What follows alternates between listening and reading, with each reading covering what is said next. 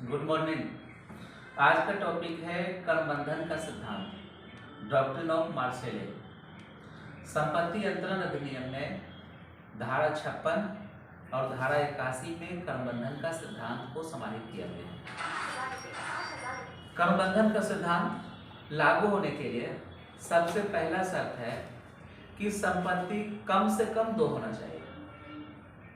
दो संपत्तियों वाला स्वामी, कम से कम संपत्ति दो होना चाहिए। दो से ज्यादा कितना भी हो, लेकिन कम से कम दो होना चाहिए। एक संपत्ति पर करबंधन का सिद्धांत लागू नहीं होगा। और दूसरा आवश्यक चीजें हैं करबंधन के लिए कि दोनों संपत्ति अचल होना चाहिए। अगर उनमें से एक चल और एक अचल हो तो करबंधन का सिद्धांत लागू नहीं होगा। फिर पट्टा पर करबंधन का सिद्धांत लागू नहीं होता है। कुल पहले फैक्चुअल चीजें बता रहा हूं। फिर सूचना का सिद्धांत करबंधन के सिद्धांत पर लागू नहीं होता है। यहाँ पर कोई व्यक्ति ये नहीं कह सकता है कि पूर्व में जो बंधक रखा गया है उस बंधक की सूचना क्रेता को थी, ऐसा आप नहीं कह सकते हैं। क्रेता को पूर्ववर्ती बंधक की सूचना हो भी सकता है और पूर्ववर्ती बंधक की सूचना नहीं भी हो सकता है। लेकिन 1929 के संशोधन के पहले लिकायत करबंधन के सिद्धांत के लिए सूचना का होना आवश्यक था, लेकिन 1929 में करबंधन के सिद्धांत में आवश्यक परिवर्तन करके अब सूचना के महत्व को खत्म कर दिया गया। सूचना है तो भी करबंधन की मांग कर सकते हैं, सूचना नहीं है तो भी करबंधन की हम मांग कर सकते हैं। धारा 56 बोलती है कि दो, ये लिखा है बोलती है जहां दो या अधिक संपत्तियों का स्वामी, जहां दो या दो से अधिक संपत्तियों का स्वामी उन्हें एक व्यक्ति के पास बंधक रख देता है, अर्थात दोनों संपत्ति को एक व्यक्ति के पास बंधक रख दिया। एक व्यक्ति है जिसके पास दो संपत्ति है, एक संपत्ति एक्स है, एक संपत्ति वाई है। एक्स वाले संपत्ति को आप कह सकते हैं कि यह मकान है, मकान। वाई वाले संपत्ति को आप कह सकते हैं कि यह एक जमीन है, जमीन। तो ये जो है दोनों एक्स वाई दोनों संपत्ति को बी के पास बंधक रख दिया। फिर उनमें से कोई एक संपत्ति, तो मान लें उनमें से कोई एक संपत्ति को ए जो है सी को विक्रय कर देता है, आया।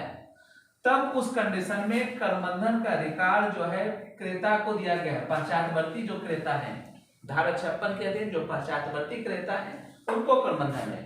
और इसी को जब हम धारा 81 के अधीन देखते हैं तो जो पश्चातवर्ती क्रेता है, ये पश्चातवर्ती बंधकदार है, उनको करबंधन का अधिकार उनको प्रदान किया गया है।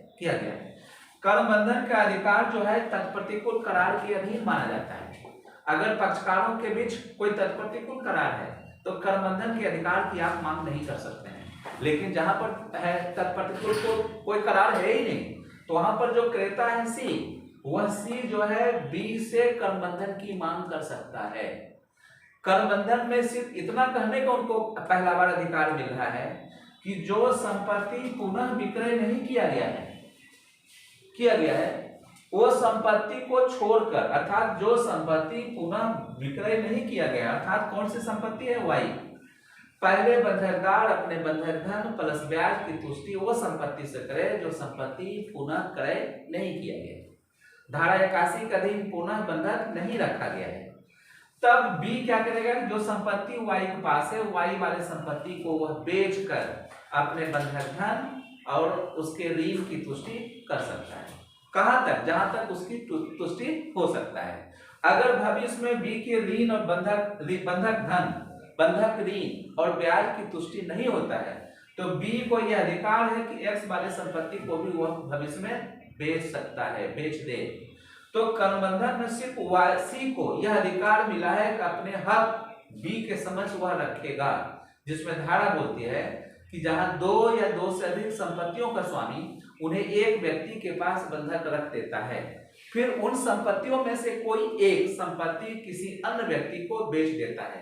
तो लिखा है कि अगर पक्षकारों के बीच कोई तत्प्रतिकूल करार न हो, तब वह पश्चातवर्ती जो क्रेता है वो क्रेता को करबंधन का अधिकार होगा कि पूर्ववर्ती बंधकदार से यह कहे कि बंधक धन की तुष्टि पहले वो संपत्ति से किया जाए जो पुनः क्रय या विक्रय नहीं किया गया है, और कहां तक, जहां तक उसकी तुष्टि हो सकती है।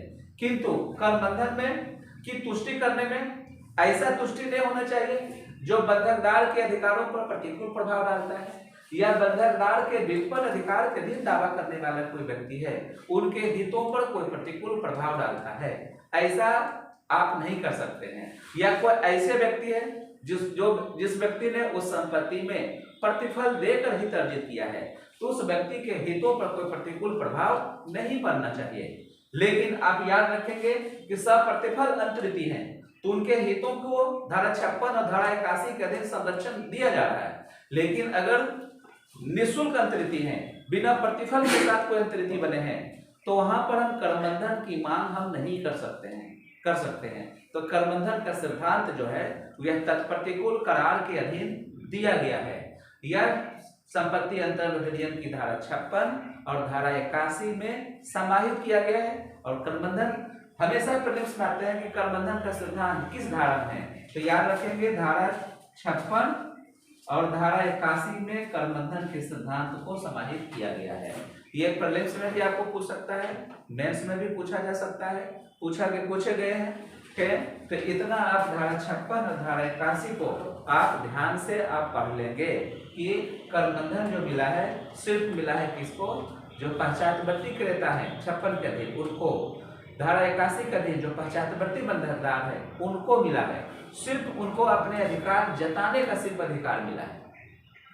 अधिकार वो जता सकते हैं और अधिकार जता करके पूर्ववर्ती बंधकदार को यह कह सकते हैं कि बंधक धन की तुष्टि वह संपत्ति से किया जाए जो पुनः विक्रय या पुनः बंधक न की गई हो। कहां तक? जहां तक उसकी तुष्टि हो सकती है। बस, थैंक यू।